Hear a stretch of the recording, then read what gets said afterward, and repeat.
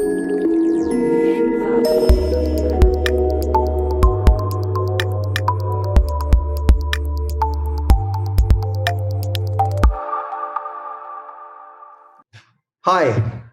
I am Niranjan Pendharkar, Senior Staff Engineer from Nutanix. The work I am presenting today is jointly done with Shubham Sharma, member of technical staff who is with me today, and Kiran Tatiparthi, Technical Director. All of us are at Nutanix. We are presenting today on the topic of high performance data replication in hyperconverged environment. So let's dive right away. Here are the topics we will present today. To set the context, we will start with an overview of hyperconverged environments with an example of Nutanix hyperconverged infrastructure.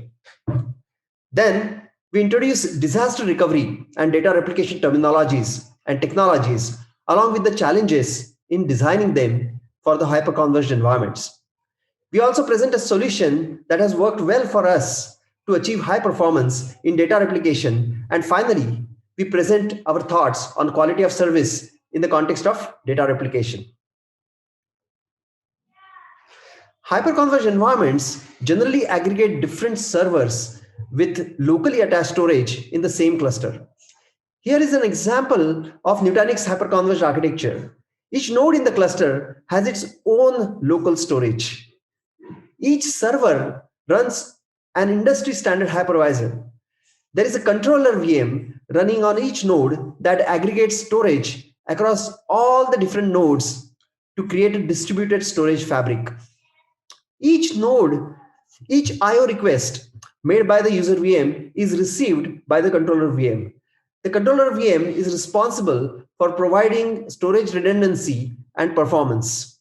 Even the data replication is handled from the controller VM. The benefits of hyperconverged environment is the scale we get as we increase the number of nodes. For a very well-designed hyperconverged environment, the work gets equally divided among different nodes. Let's see how that happens. So this chart shows how a well-designed hyperconverged environment can scale with addition of number of nodes. For 4 nodes, each node approximately does 1/4 of work. So that is 25% for each node.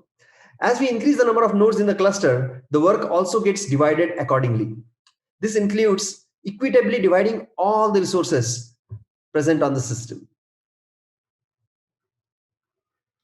So with that introduction, let's talk about some of the disaster recovery terminology that will be useful in this presentation. Disaster recovery essentially provides resiliency against failure of the site that is running a critical application. Some critical services need to be resilient despite site failures for either compliance, governance, or business availability reasons.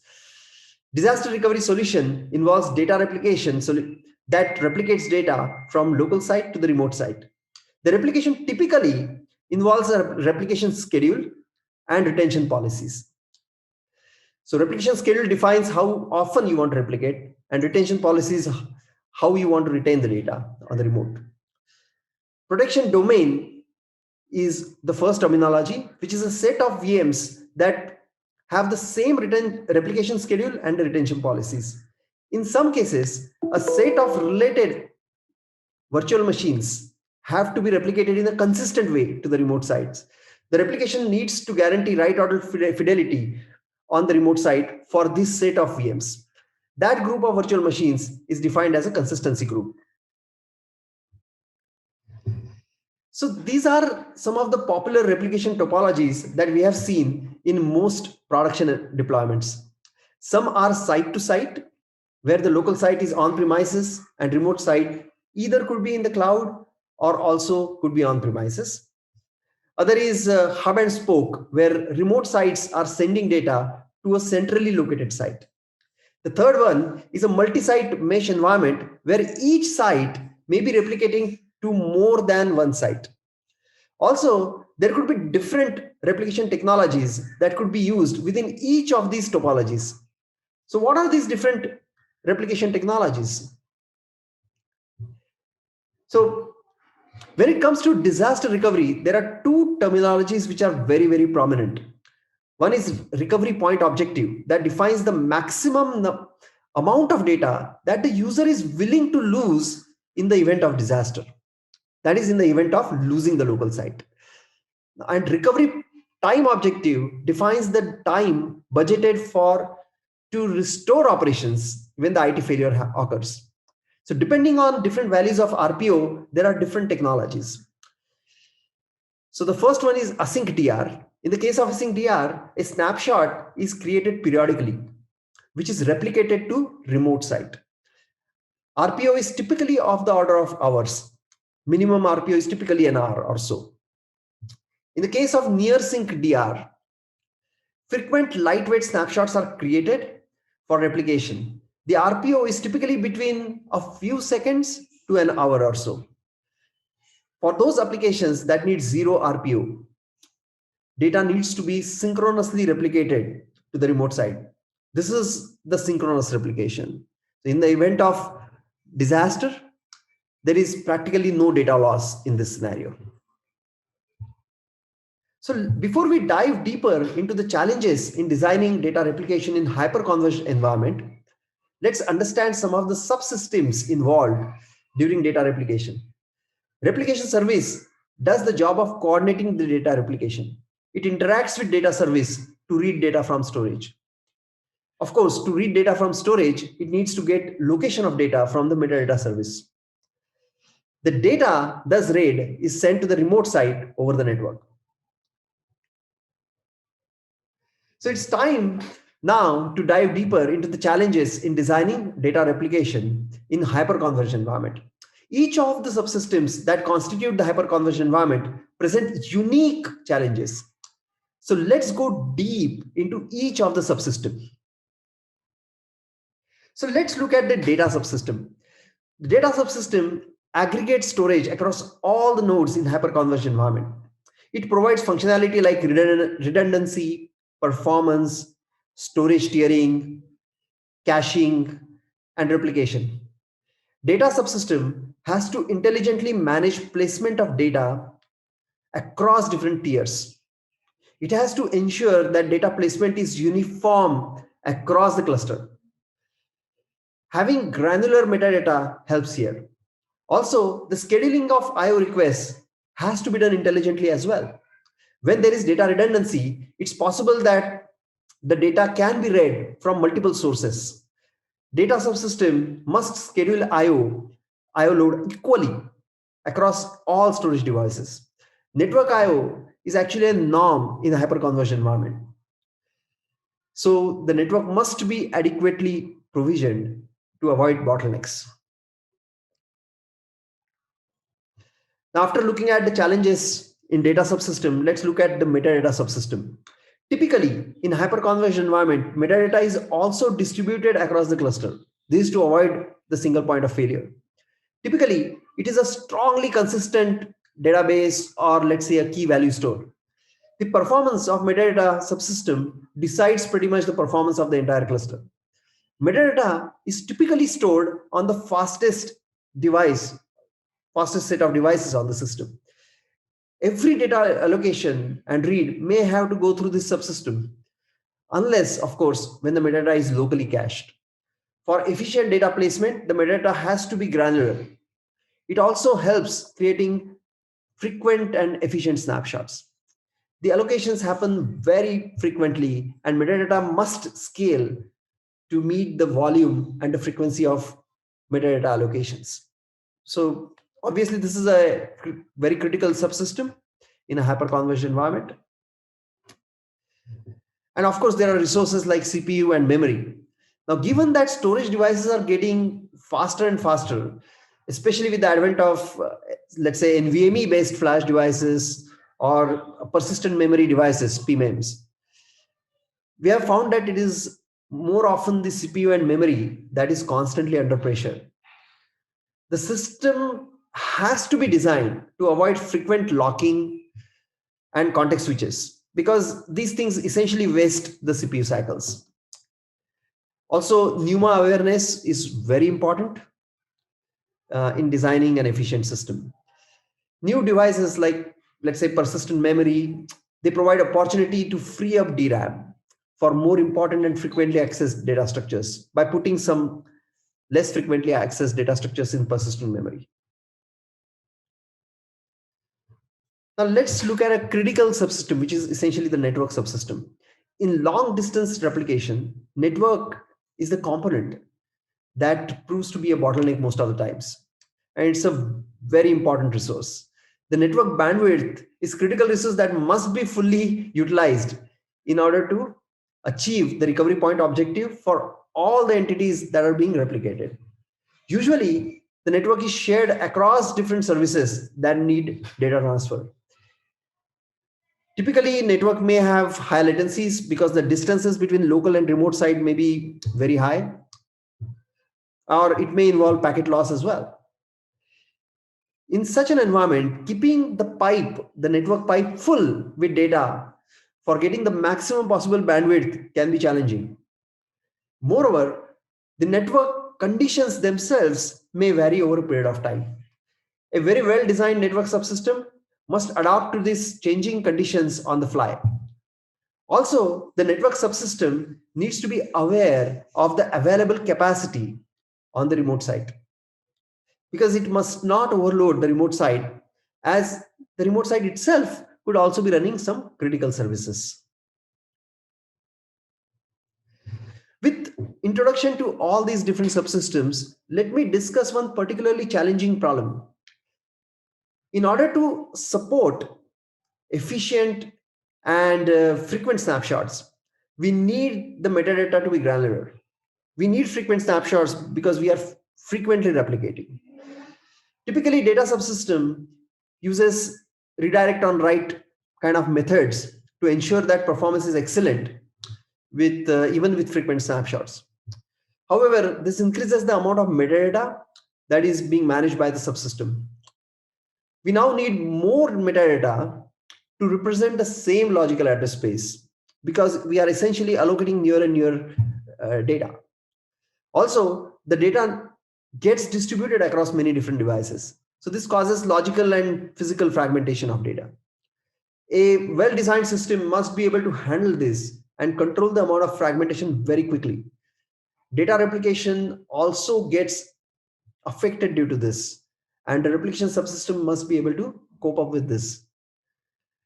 So after discussing these different challenges that are involved in hyperconverged environment, and especially while doing data replication in hyperconverged environment, I'm going to hand it over to Shubham, who will discuss different solutions that we used to overcome these challenges. And as a result, we could get excellent replication performance. So over to you, Shubham. Thank you, Niranjan. Hello, everyone. My name is Shubham, and I am a member of technical staff at Nutanix. And now I'm going to talk about the techniques that we have implemented to improve the performance of data replication. So now that we have discussed different types of subsystems that are involved in designing a data replication in HCI environment and the challenges that they present, let's try to overcome those challenges. To do that, we have implemented a special type of adaptive feedback mechanism which interacts with all the subsystems and make intelligent decisions. The main task of our adaptive feedback mechanism is to collect periodic stats from each of the subsystems and adjust the data replication parameters such as read rate, send rate over the network, or resources accordingly. The following figure depicts our adaptive feedback mechanism in action. On the left side, we have our primary side. On the left side, we have our secondary or remote side. Both sides have their own resources, data subsystems, and metadata subsystem, and they interact with each other using a network subsystem.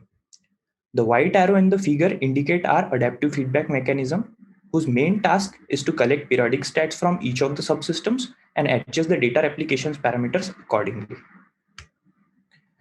Now let us try to understand our adaptive feedback mechanism using different scenarios. We will first discuss the primary side and then we will move on to the remote side. So we have seen that from data replication perspective, we have a replication service running on a CVM of each node. And on the primary side, the main task of the replication service is to send queries to metadata subsystem to find the exact location of the data that need to be replicated, to send queries to the data subsystem to read the data, and to send queries to the network subsystem to send the data to remote side. Let R1 be the rate at which we are reading the metadata from metadata subsystem, R2 be the rate at which we are reading the data from data subsystem, and R3 be the rate at which we are sending the read data to the network. Initially, we will start the data replication using some static values of R1, R2, and R3, and then we will periodically increase their values. Now let us consider a situation where the network subsystem is not capable of handling R3. That is, we are getting frequent packet loss and timeouts. In this case, our adaptive feedback mechanism will collect these stats and reduce the value of R3. Now, after adjusting the value of R3, it can happen that after some time, R2 is greater than R3. That is, the rate at which we are reading data is greater than the rate at which we are sending it over the network. Now, this will increase the consumption of our memory in which the data is read. In this situation, again, our adaptive feedback mechanism will collect the stats and adjust the value of R2 to match it with R3. In a similar manner, R1 will also be adjusted to match it with R2 and R3. Now consider another case where network is capable but data system is not capable of handling R2. That is, we are getting high read latency and timeouts. In this case, again, our adaptive feedback mechanism will collect these stats and adjust the value of R2. Notice that the value of R3 will also be adjusted as we only want to send whatever data that we have read. Over the time, it can happen that R1 is greater than R2, which will increase the consumption of memory. Again, our adaptive feedback mechanism will notice this and adjust the value of R1 to match it with R2 and R3. Now let us try to understand our adaptive feedback mechanism from remote side perspective. On remote side, the main task of the replication service is to receive data from network subsystem, write it to a data subsystem, and then write the corresponding metadata to the metadata subsystem. Let R4 be the rate at which remote site is receiving data from network subsystem. R5 be the rate at which metadata is returned to the metadata subsystem, and R6 be the rate at which data is returned to the data subsystem. So the initial value of R4 will be dependent upon the primary site and the characteristics of network subsystem. So if the network is fast, we will receive data at a faster rate. And if the primary site is sending us more data, it will coordinate with network subsystem, and accordingly R4 will be adjusted. And our adaptive feedback mechanism will adjust the initial value of R5 and R6 so as to match it with R4. Now consider a situation where data subsystem is not capable of handling R6. That is, we are getting high write latency and timeouts. In this case, our adaptive feedback mechanism will collect these stats from data subsystem and adjust the value of R6. Due to this, it can happen that R4 is greater than R6. In this case, there will be an increase in the consumption of memory, which is used to keep the data before we write. Right? Again, our adaptive feedback mechanism will notice this and adjust the value of R4. This information will be propagated to the adaptive feedback mechanism of source side, and the parameters on source side, such as R1, R2, R3 that we have discussed, will be adjusted accordingly. A similar kind of situation will happen when the metadata subsystem is not capable of handling R5, and our adaptive feedback mechanism will adjust all the related replication parameters to keep the system in consistent state. So the scenarios that we have discussed on primary and remote side can happen at any point of time during the replication. And the nice thing about our adaptive feedback mechanism is that it periodically collects the stats and dynamically adjusts the parameters to overcome the challenges present by these subsystems. So we have implemented the discussed adaptive feedback mechanism in Nutanix data replication technology, and with the help of that, we have been able to make significant performance improvement. The following figure illustrates the result. On x-axis, we have percentage of fragmentation of the data, and the y-axis, we have percentage of improvements in replication throughput. The xy point indicate the y percentage of improvement for x percentage of fragmentation. So the figure clearly indicates that our adaptive feedback mechanism helped us achieve significant performance improvement. So now that we have understood our adaptive feedback mechanism that helped us overcome the challenges that are presented by different kind of subsystems involved in data replication technology, let us try to understand how we can leverage them to implement the QoS for data replication. Let us start with discussing why QoS is required. The first requirement is we want a way to prioritize the replication and distribute the resources based on the priorities of the replication. So there can be multiple replications that are going on in parallel, and each one can have their own priority. So we want to distribute the resources that are present in our CVM in proportion to the priorities that is given to those replication. The next requirement is we want to optimally utilize the resources, in the sense that it should not happen that the resources allocated to certain replications are in ideal state. We want a mechanism to allocate the resources across multiple replications going on in parallel in such a way that resources are optimally utilized. The third point is we don't want to avoid starvation of low priority replication. So after distributing the resources according to the priority, it should not happen that the low priority replication is starving. That is, it's not making progress. So we want a mechanism to avoid this problem. The next requirement is we want to avoid disruption caused by a noisy remote site for a particular replication. For example, if a remote site of say high replication, so high priority replication is noisy, it will lead to the resources allocated to the replication being highly underutilized. So we need a mechanism to redistribute the resources if there is a problem in a remote site of a particular application. So let's try to implement a QoS for data replication using our adaptive feedback mechanism. In this figure, let V1, V2, V3, and V4 be the data replications that are going on in parallel, and P1, P2, P3, P4 be their priorities. Let the read rate for data from data subsystem and metadata subsystem be denoted by R. The memory allocated to the replication be denoted by M, and the send rate over network subsystem be denoted by N. Initially, our QoS controller will distribute R, M, and N among V1, V2, V3, and V4 in proportion of P1, P2, P3, and P4. That is, the resources will be distributed in proportion to their priorities. The main task of our QoS controller equipped with our adaptive feedback mechanism is to periodically collect stats from all the subsystems and adjust the value of R, M, N based on the priority and the state of the subsystem. Right? For example, if the remote site S2 of replication V2 is noisy, it will have an impact on N2, M2, and R2. That is the rate at which we are sending data to the network, the memory that is being allocated to V2 based on the priority by QoS controller, and the rate at which we are reading data from data subsystem and metadata data subsystem. Now, QoS controller will notice this impact, collect the stats from the subsystems involved, and adjust the value of R, N, and M for all the replication. So if there is a problem in any of the subsystem of any of the replication, our QoS controller will collect the stats and will redistribute the resources based on the state of the system and the priorities allocated to this replication. So in this way, we can leverage the proposed adaptive feedback mechanism to implement a QoS for data replication. With that, I would like to conclude my talk, and now we will take questions. Thanks.